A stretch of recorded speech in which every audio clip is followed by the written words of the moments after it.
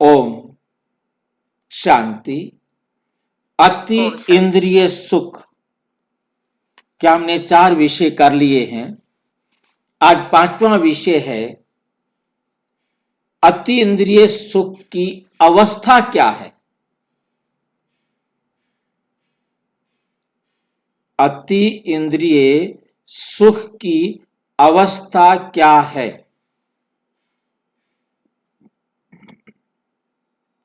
भाई जी, उनमें कोई भी कारण नहीं होगा जो रावण के अंदर दिखाया गया है। वो इंद्रिय से परे होंगे एकदम। अति इंद्रिय सुख की अवस्था क्या है, यह हमने आज विषय चर्चा में लाना है। कौन सी आध्यात्मिक स्थिति में मिलता है सच्चा आनंद। ऐसी कौन सी आध्यात्मिक स्थिति हमारी बन जाती है जिसमें ये सच्चा आनंद मिलता है।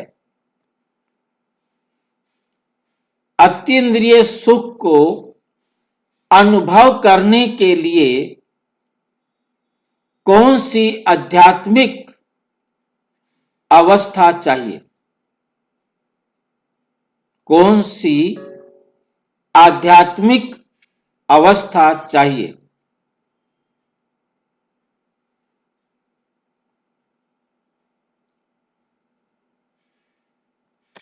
अक्सर हम पूछते हैं, योग करते हैं, फिर भी वे आनंद क्यों नहीं टिकता। फिर भी वह आनंद क्यों नहीं टिकता। ज्ञान सुनते हैं, समझते हैं, फिर भी भीतर खालीपन क्यों रहता है। फिर भी भीतर खालीपन क्यों रहता है।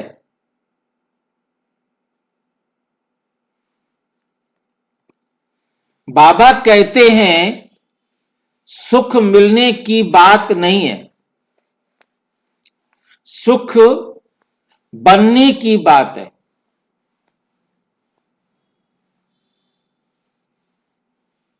भाई सुख मिल गया इससे कोई मतलब नहीं, हम सुखी बने कितने। अब किसी ने आपको बहुत अच्छा खाने का प्लेट दे दिया, परंतु अब खाया ही नहीं, खा ही नहीं पाए, सुखी बने नहीं ना, पेट की भूख मिटी नहीं ना, क्योंकि आप खा ही नहीं पाए। मिली थी, खुशी थी, परंतु गिर गई, खराब हो गई, कोई और ले गया, आप नहीं खा पाए। तो आपको तो नहीं मिली ना, आप बने नहीं ना। सुख मिलने की बात नहीं, सुखी बनने की बात है। आज हम यही स्पष्ट करेंगे कि अति इंद्रिय सुख किस क्रिया का परिणाम नहीं, बल्कि एक अवस्था का फल है।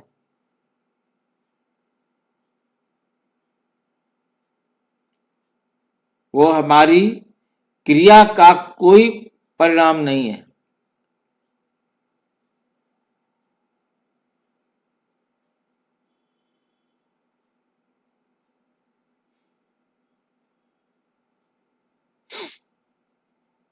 बल्कि एक अवस्था का फल है। जब हम उस अवस्था में पहुंचते हैं तो उसका फल हमको ये अति इंद्रिय सुख मिलता है। और वो अवस्था कौन सी है, यही आज का विषय है। ये हमने आज समझना है कि आखिर वो अवस्था कौन सी है जब हमें अति इंद्रिय सुख मिलता है। अति इंद्रिय सुख करने से नहीं होने से मिलता है। बाकी जितने भी हमारे कर्म फल हैं, जो हम करते हैं हमको मिलता है। हमने किसी को सुख दिया, वो सुख देता है, सहयोग दिया, वो सहयोग देता है, परंतु ये कुछ भी करने से नहीं मिलता। जब तक आप उस अवस्था में नहीं पहुंचेंगे ये फल नहीं मिलेगा। ये फल आपका उस अवस्था में पहुंचने पर ही मिलता है।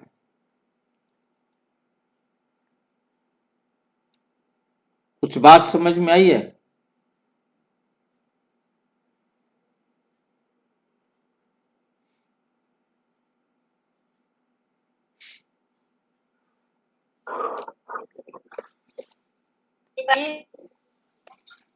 मेरे सुख के बारे में आप बता रहे हैं, तो अवस्था बन जाती है वानप्रस्थ अवस्था में।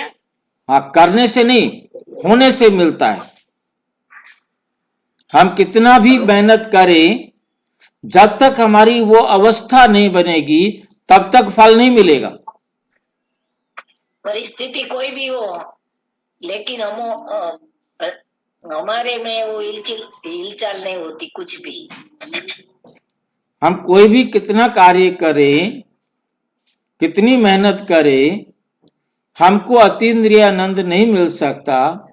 अति इंद्रिय आनंद मिलता है उस अवस्था में पहुंचने पर।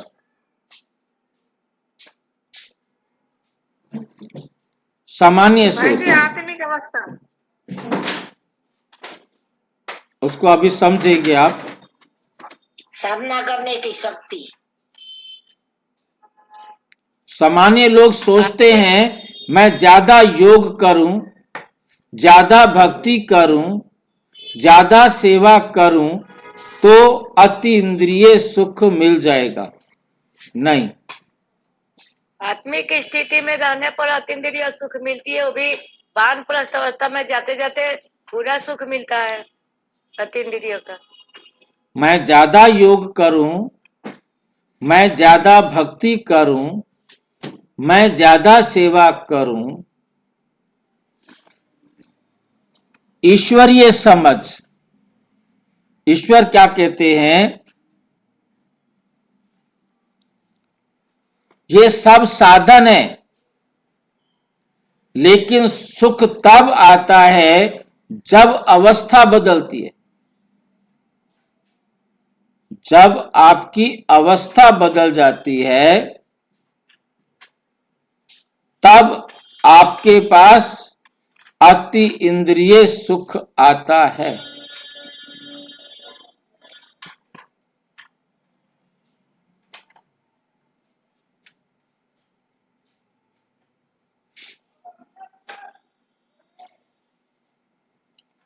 उदाहरण, दीपक जलाने से पहले तेल, बाती, माचिस सब होते हैं।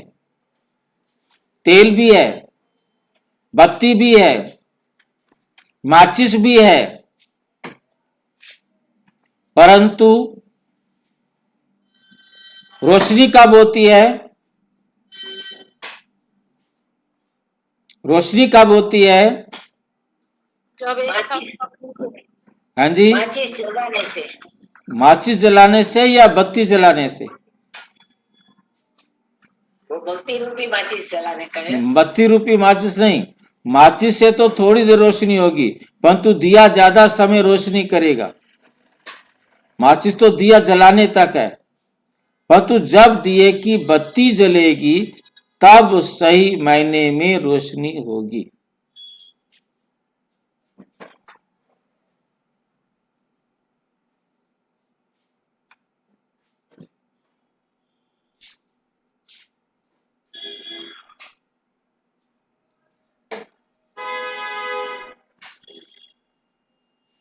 भाई जी, यहाँ बाबा आत्मा के दिए जलाने की बात कर रहे हैं। वो बत्ती तो जब तक घी रहेगा तभी तक बत्ती जलेगी, घी खत्म बत्ती बुझ जाएगी, लेकिन आत्मा के दीपक हमेशा जलता है। अगर बाबा के श्रीमत का पालन करते हुए हमेशा याद में रहे, एक शिव बाबा दूसरा न कोई। बहन जी, वो भी बहन जी, आत्मा समझते। बहन जी, आप विषय को क्यों भूल गए हो? यहाँ विषय है अति इंद्रिय सुख। अति इंद्रिय सुख कुछ करने से नहीं मिलेगा, बाबा कह रहे हैं। फिर से ध्यान से समझो, सामान्य लोग जो बाबा के बच्चे हैं उनकी बात कर रहे हैं। सामान्य सोच ये है, मैं ज्यादा योग करूं तो मुझे अतीन्द्रिय सुख मिलेगा। मैं ज्यादा भक्ति करने वाले कहते हैं मैं ज्यादा भक्ति करूं तो मुझे अतीन्द्रिय सुख मिलेगा। क्या कहते हैं ज्यादा सेवा करूं तो अतीन्द्रिय सुख मिलेगा, नहीं मिलेगा। जी बात सही है। भाई जी उस अवस्था तक पहुंचने वही अवस्था के की आज लिए पहचान ले पुरुषार्थ रहे हैं। करना है। हाँ, ये पुरुषार्थ, परंतु उस क्या अवस्था तक पुरुषार्थ है? पहुंचने अगर के लिए अभी सभी पुरुषार्थ step आए, पहले उस अवस्था तक तो पहुंचे। क्या है वो अवस्था तो देखें। वो योग से नहीं आएगी, भक्ति से नहीं आएगी, सेवा से नहीं आएगी, तो कहां से आएगी? ये सब साधन है, ये सारी विधियों में प्रयोग होने हैं। इन विधियों से नहीं मिलना। इन विधियों के बाद जब तक आपकी वो स्टेज नहीं बनेगी तब तक अतीन्द्रिय सुख नहीं मिलेगा।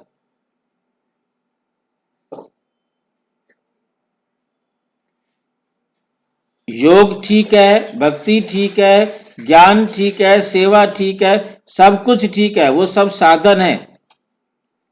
परंतु उन सब साधनों के आधार पर हमारी अवस्था बननी चाहिए।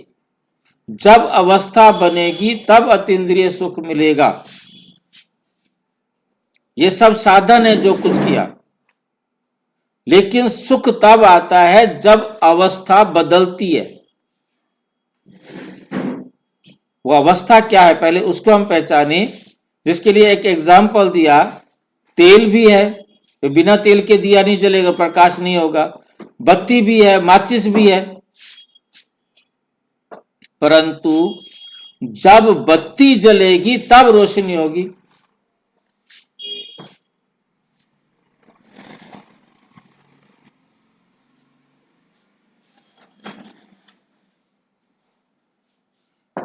पर भाई जी जो अवस्था बदलती है वो आगे आएगा, तो देखते इन हैं। साधनों को यूज करना पड़ेगा ना, तभी अवस्था। हाँ, साधनों को यूज करो, मना नहीं है, परंतु इन साधनों से नहीं मिलती।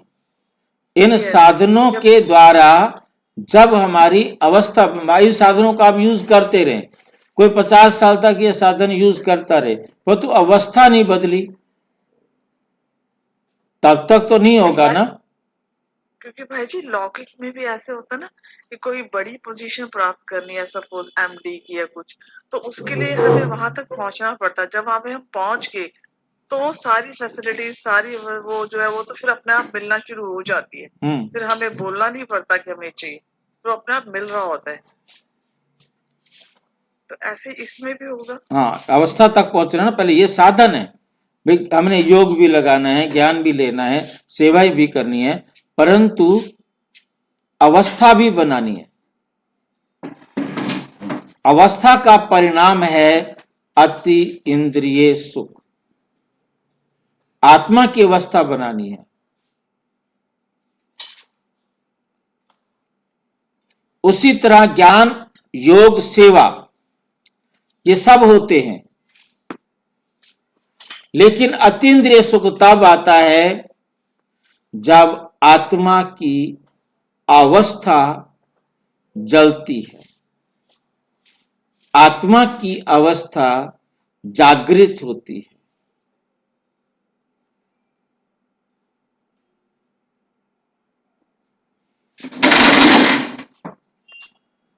साकार मुरली 14 अप्रैल 1986।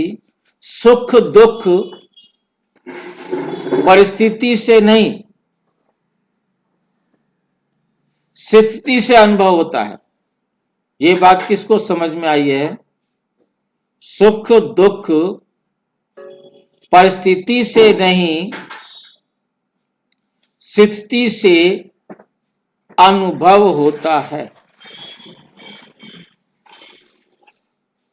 भाई जी अगर परिस्थिति तो सेम ही है, अगर मेरी स्थिति स्ट्रांग है, अचल अडोल है, जो कांस्टेंट रहती है, तो मुझे परिस्थिति का असर नहीं होगा।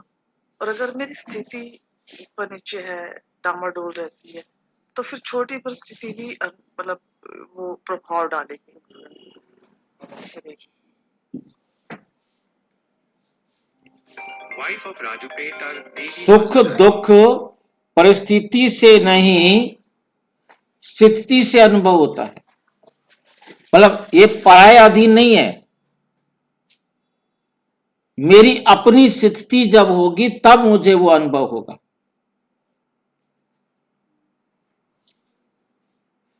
कोई भी कैसा भी वातावरण हो, कितने लोग अच्छे बैठे हो, कितना सत्संग कर रहे हो, कितना योग कर रहे हो, कितना कुछ कर रहे हो, मेरी स्थिति यदि आत्मिक स्थिति नहीं बनी है, मुझे बाहर से कुछ मिलने वाला नहीं, रूहानी अतीन्द्रिय सुख मुझे मिलने वाला नहीं है। परिस्थितियां अच्छी हो या बुरी हो, बहुत गंदा वातावरण है परंतु मेरी स्थिति बहुत अच्छी है, मेरे को वहां भी सुख मिलेगा। पर वातावरण कितना भी अच्छा हो, मेरी स्थिति आत्मिक नहीं है, रूहानी नहीं है, तो मुझे वहां दुख ही मिलेगा।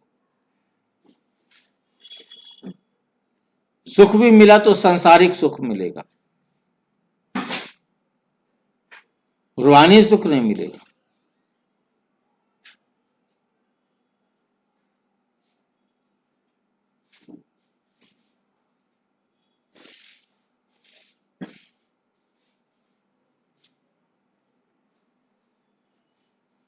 सुख दुख परिस्थिति से नहीं, स्थिति से अनुभव होता है।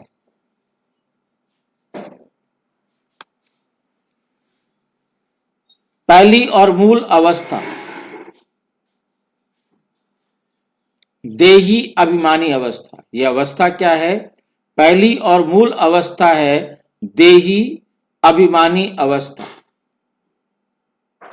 आत्म अभिमानी अवस्था। सबसे आवश्यक अवस्था देही अभिमानी अवस्था है, अर्थात मैं शरीर नहीं आत्मा हूं, ये स्मृति में रहे। मेरा शरीर नहीं,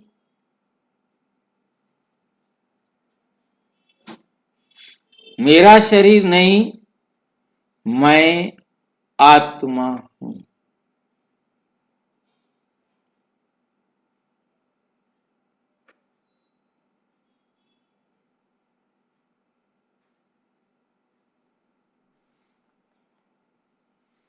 देह अभिमान में क्या होता है, ध्यान से समझना है।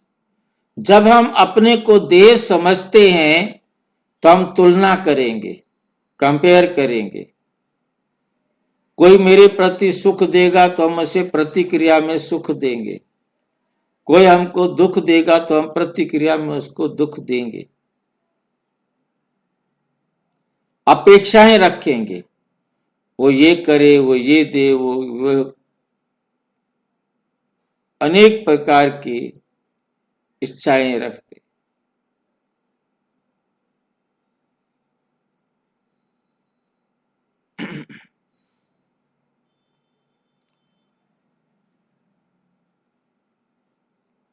तो जब आत्म अभिमानी देही अभिमानी बनते तो क्या होता है?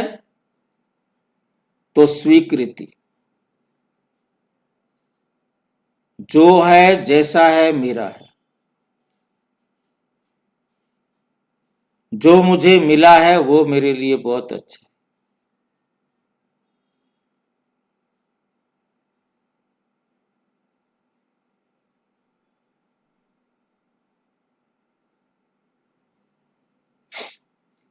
स्थिरता,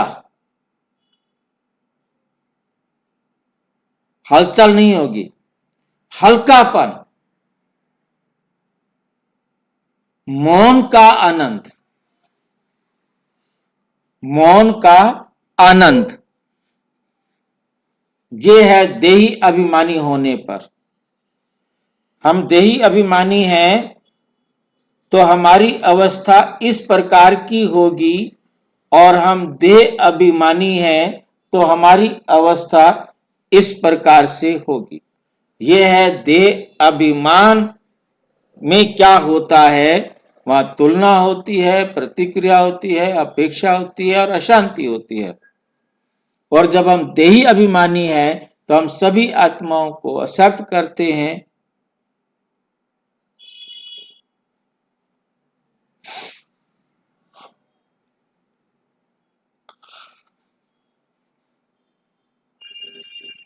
जब हम आत्माभिमानी बनते हैं तो हम सब कुछ स्वीकार करते हैं, राइट भी और रॉन्ग भी।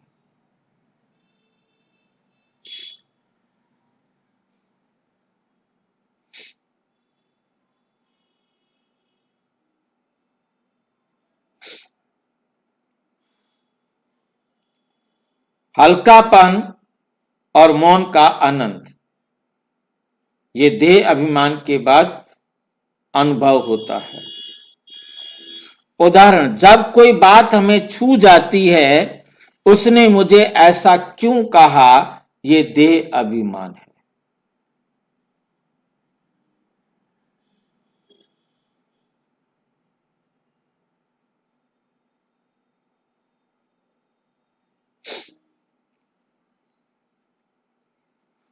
उसकी स्थिति है, मेरी स्थिति अलग है, देही अभिमान। जो उसकी स्थिति है वो जाने, मेरी स्थिति क्या है, देह अभिमान।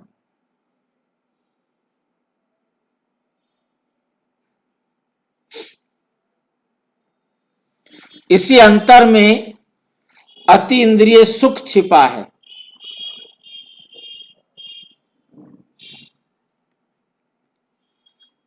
साकार मुरली 7 जुलाई 1984। देह अभिमानी बनने से आत्मा सच्चा सुख अनुभव करती है।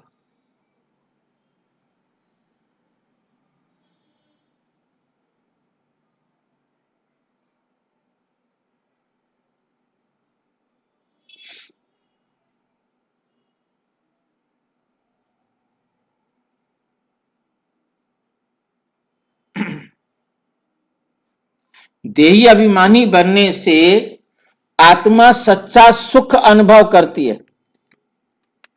जब तक हमारी देही अभिमानी अवस्था नहीं बनेगी, तब तक हम सच्चा सुख अनुभव नहीं कर सकते।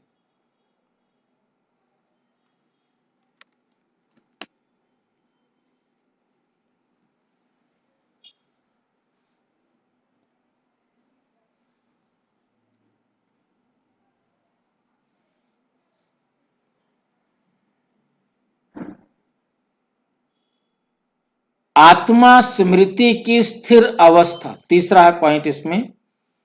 मुझे आत्म स्मृति है, उसकी फिर स्थिर अवस्था। अतीन्द्रिय सुख कब नहीं आता। अतीन्द्रिय सुख कब नहीं आता।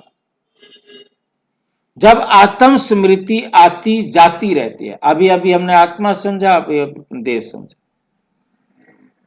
तो आत्म स्मृति आती जाती रहेगी।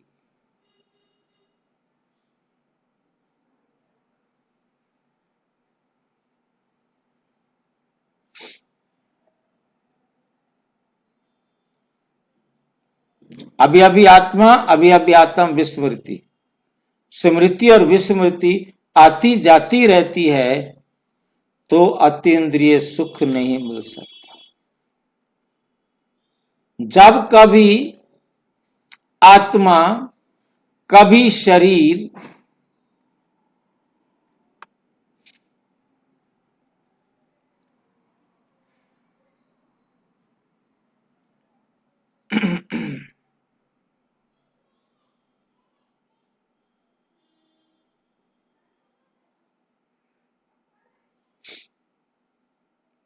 अतीन्द्रिय सुख कब आता है? जब आत्म स्मृति स्वाभाविक हो जाती है। यह है अवस्था। उदाहरण, शुरू में मैं आत्मा हूं, और याद की यात्रा में आ गया, करके करूंगा क्या मैया का।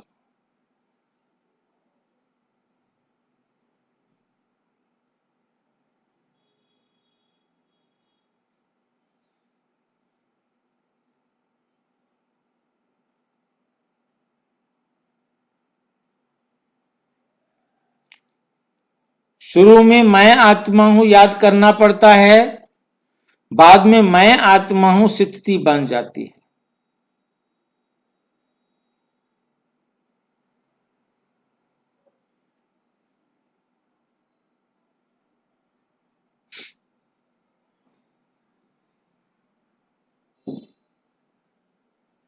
बाद में मैं आत्मा हूं ये स्थिति बन जाती है।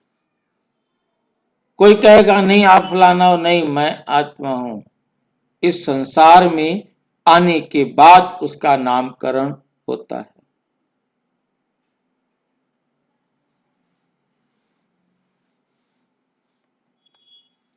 उसी स्थिति में अतीन्द्रिय सुख स्वतः उतरता है।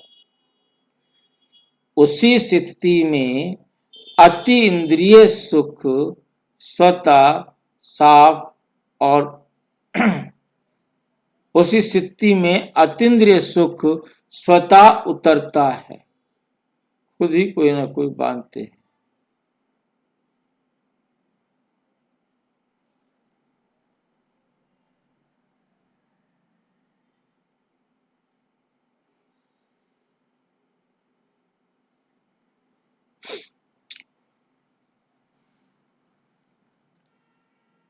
उसी स्थिति में अतीन्द्रिय सुख स्वतः अपने आप उतरता है। कौन स्थिति में? बाद में जब मैं आत्मा हूं ये स्थिति बन जाती है तो उसी स्थिति में अतीन्द्रिय सुख स्वतः उतरता है। 18 मार्च 1985 आत्म स्मृति में रहने से आत्मिक सुख का अनुभव होता है।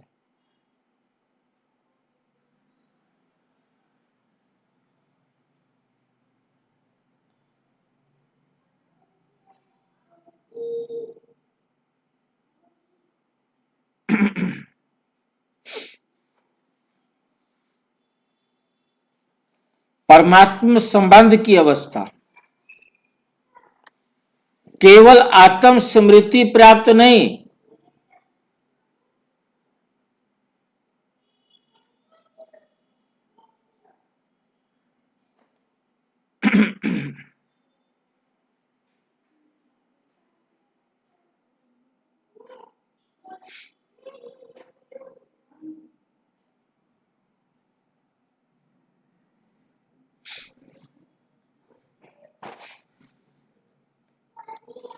अतीन्द्रिय सुख के लिए चाहिए आत्मा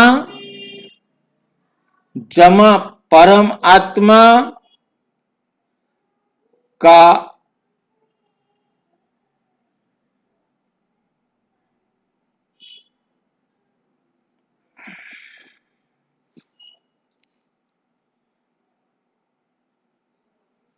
कौन सा संबंध? डर का नहीं, दूरी का नहीं, जो जितना नजदीक के आ सकते हो जितना,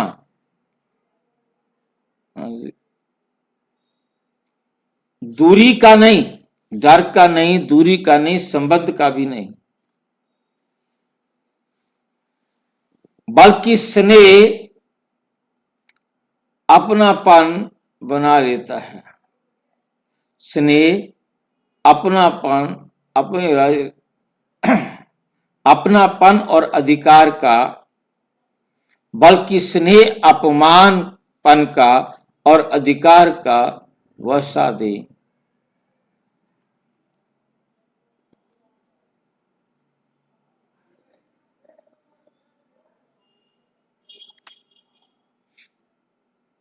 सुखी जय हैं ये।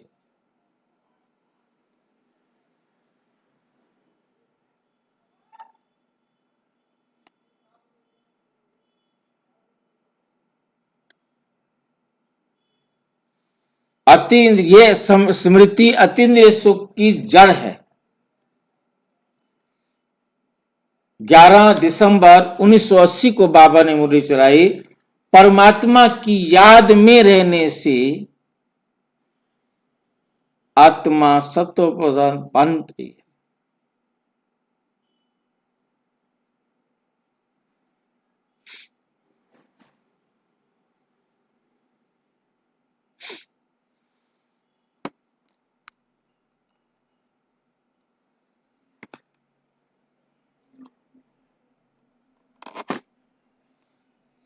परमात्मा की याद में रहने से आत्मा अतीन्द्रिय सुख का अनुभव करती है। पवित्रता की अवस्था, पवित्रता केवल ब्रह्मचर्य नहीं है, विचारों की शुद्धता, दृष्टि की पवित्रता और भावना की सफाई का समय है।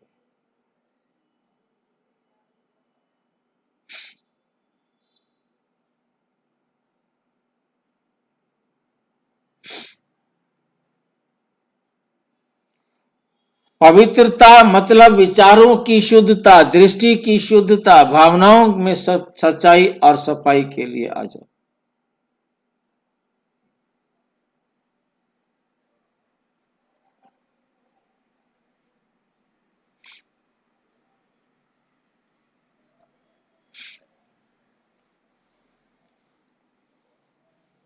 विचारों की शुद्धता, दृष्टि को शुद्ध पवित्रता और भावना को सजग करने का तरीका अपनाया गया है।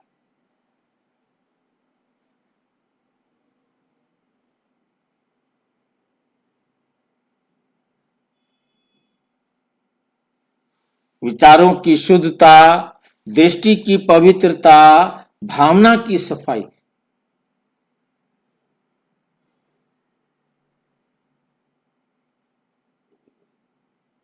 भावना की सफाई भाई जी। हमारे अंदर किसी भी प्रकार की कोई भावना ना हो जो किसी को दुख पहुंचता हो। ये हमें इस समय बाबा सिखाते हैं।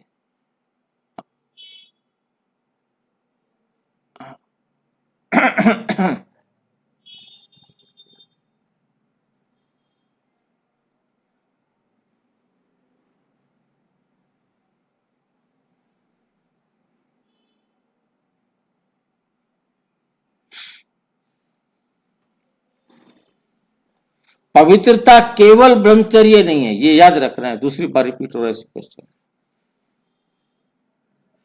पवित्रता मतलब विचारों की शुद्धता,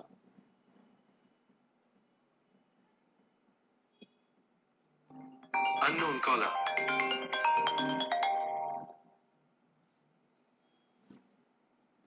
उदाहरण जैसे द्वेष नहीं, ईर्ष्या नहीं, वासना नहीं, वहां मन हल्का होता है।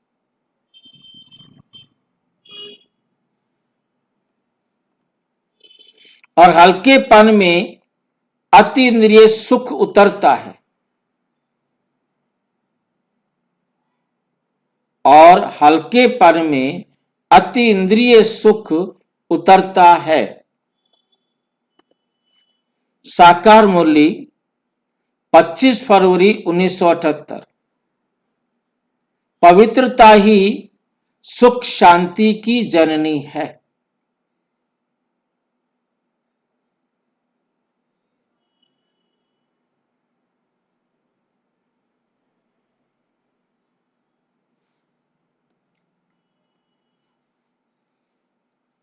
निष्काम और निर्लिप्त अवस्था, हमारी कोई चीज प्राप्त करने की इच्छा है तो अभी हम देह अभिमानी हैं।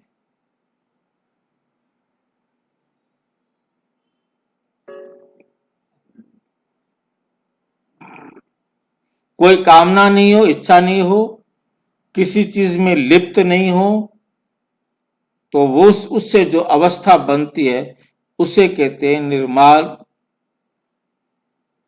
निष्काम, निर्लिप्त, निर्लिप्त अवस्था।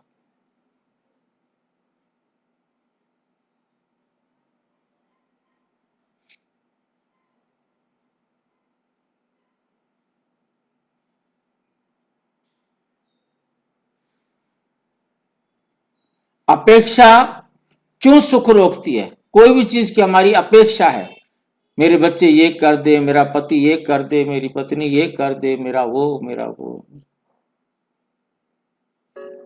जो कोई करेगा देगा, वो वापिस तो आपको करना ही पड़ेगा ना।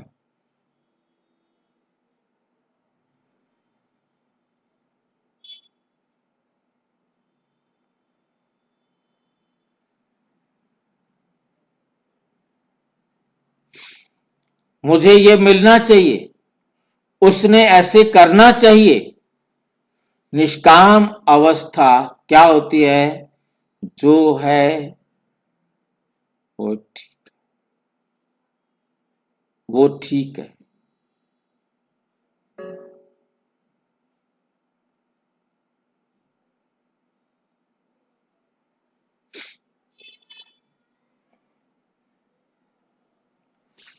जो है वही ठीक है। यहां बाबा ने शब्द भी हम यूज करते सकते थे, right is right but wrong is also right.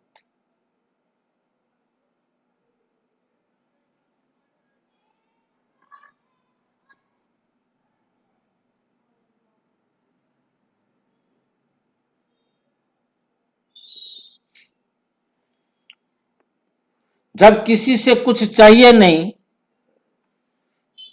उसी दिन भीतर अतीन्द्रिय सुख प्रकट हो जाता है।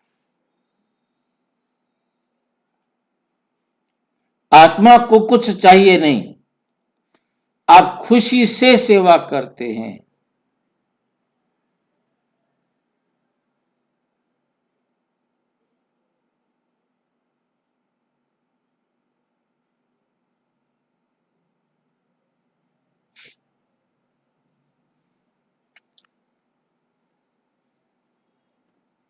साकार मुरली है 22 अक्टूबर 1989। निष्काम बनने से आत्मा सदा सुखी रह सकती है। सदा सुखी रहना भी पूरे 5000 वर्ष पूरा दुखी ना होने देना।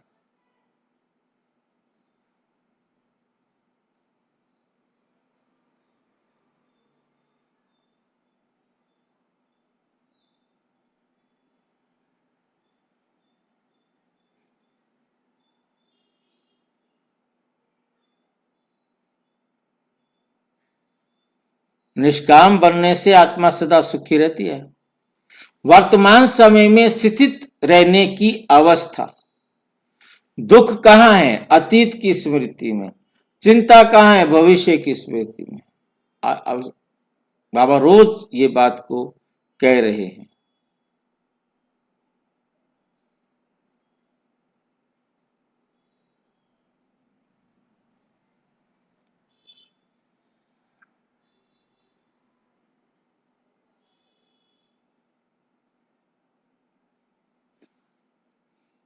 अतीत की स्मृति, भविष्य की चिंता। अतीन्द्रिय सुख कहाँ है? वर्तमान की स्थिति में।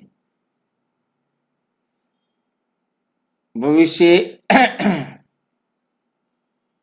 वर्तमान की स्थिति में अव्यक्त मूल्य है 5 जनवरी 1997। वर्तमान में स्थित आत्मा ही सदा सुखी रहती है।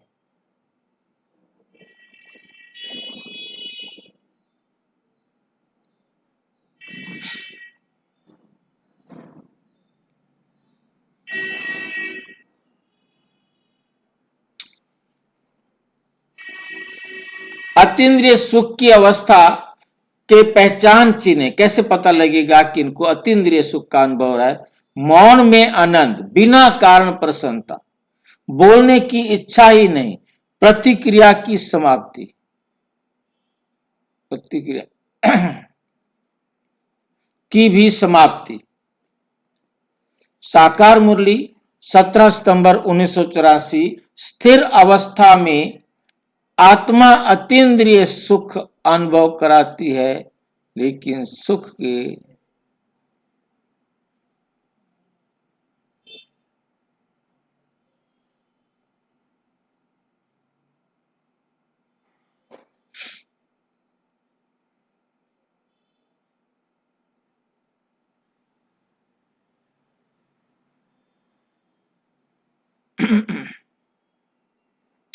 स्थिर स्थिति में आत्मा अतीन्द्रिय सुख का अनुभव करती है।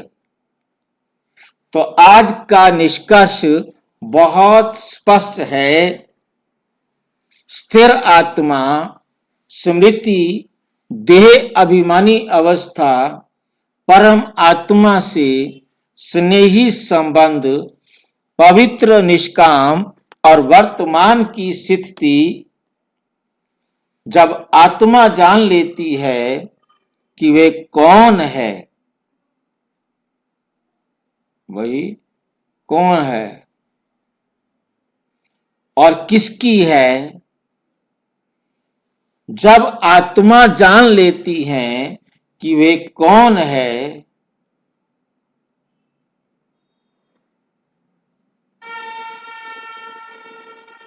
और किसकी है, तब अतीन्द्रिय सुख अपने आप प्रकट हो जाता है। अच्छा, अब आप कोई मुझे बताएगा कि क्या अवस्था है जब हमें अतीन्द्रिय सुख मिलेगा?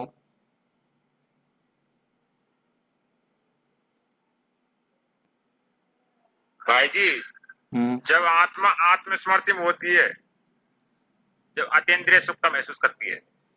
और कोई बताओ?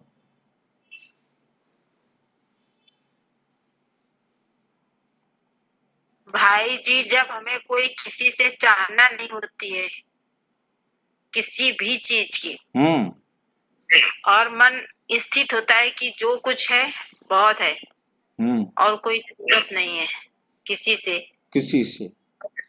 आत्म स्मृति के साथ साथ जी, आत्म स्मृति के साथ साथ ज्ञान की सच्चाई भी स्मृति में चाहिए। जब हमें समझ मिल जाएगी कि हम इस प्रकार से नहाएं या इस प्रकार से कार्य करें, सेवाएं करें, तो ये सब अतीन्द्रिय में जाएगा।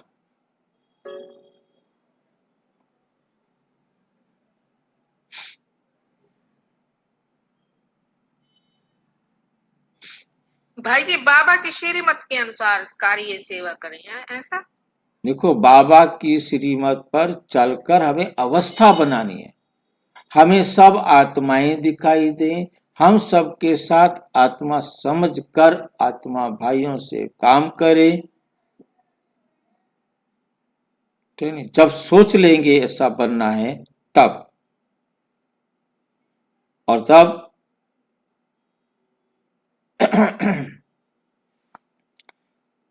क्योंकि ये सारा खेल किसका है? आत्मिक अवस्था का। जब हम आत्मिक अवस्था में आते हैं तो अतीन्द्रिय सुख मिलेगा, नहीं तो नहीं प्राप्त कर सकते। भाई जी, ये अवस्था बनती बिगड़ती क्यों है, क्या करें? जब तक ये बनती बिगड़ती रहेगी तब तक भी अतीन्द्रिय सुख नहीं मिलेगा। समझ तो आ गई है भाई जी, पर ये टिकना नहीं हो पा रहा है। तो टिकने की बात कर रहे ना। प्रैक्टिस करो ना बहन, प्रैक्टिस करो, प्रैक्टिस सभी करेंगे ना। मम्मा बाबा और दादिया 14 साल ऐसे ही भर्ती थोड़ी किए हैं। सभी प्रैक्टिस करेंगे, सभी के लिए है कि हमने उस अवस्था को प्राप्त करना है, क्योंकि अभी आती जाती है। बाबा ने भी यही शब्द कहा, जब तक आपकी ये अवस्था याद रहती है, फिर थोड़ी देर बाद फिर याद आती है, फिर चली जाती है।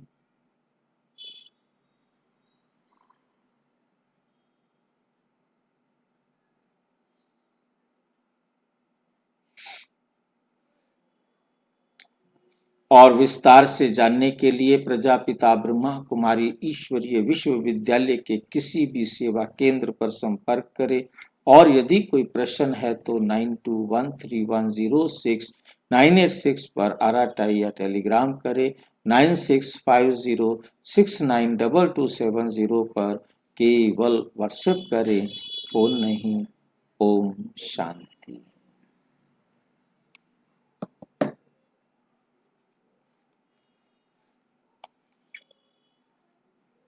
ओम शांति। ओम शांति भाई जी। ओम शांति भाई जी, शुक्रिया। शुक्रिया बाबा का जी। ओम शांति भाई जी। ओम शांति। ओम शांति भाई जी। ओम शांति। ओम शांति भाई जी। ओम शांति।